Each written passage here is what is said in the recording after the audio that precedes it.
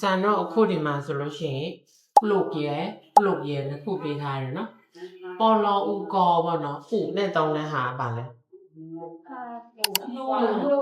နိုးတာဟုတ်ပြီနော်ဆိုတော့တရားရအောင်တန်းနိုးတယ်ဆိုလို့ရှိရင်ပလုတ်နဲ့တောင်းလို့ရတယ်လောဥနဲ့တောင်းတာကျတော့ဆက်ပြူတာနော်ပလုတ်ကကျတော့သူကအတန်ထွက်လေနှစ်ခုကခက်စင်စင်ပေါ့နော်လောဥကောနဲ့ပေါင်းလို့ရှိရင်ပလုတ်ဆိုလို့ရှိရင်ဆရာတို့ကနိုးတာပေါ်လောဥကောကကျတော့စိုက်ပြူတာ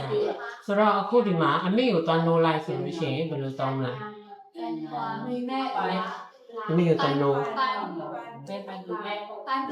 ပိုင်ပလိုနဲ့ဟုတ်တယ်သွားတာရင်ပြောမယ်နော်သွားပြီးမှနိုးမှာဆိုတော့သွားတာရင်ပြောမယ်ပိုင်ပလိုနဲ့အခုဒီမှာကျတော့တစ်ပင်စိုက်တာကျတော့ပလိုသုံးပါနဲ့တောင်းလို့ရတယ်နော်ပလိုကစိုက်ပြလားပလုတ်တလုံးငယ်ကြတော့နိုးတာနှစ်ခုလုံးကတွက်ပဲပေါ့နော် object လိုက်ရှင်တို့နောက်ကပဲလိုက်ပြီးရ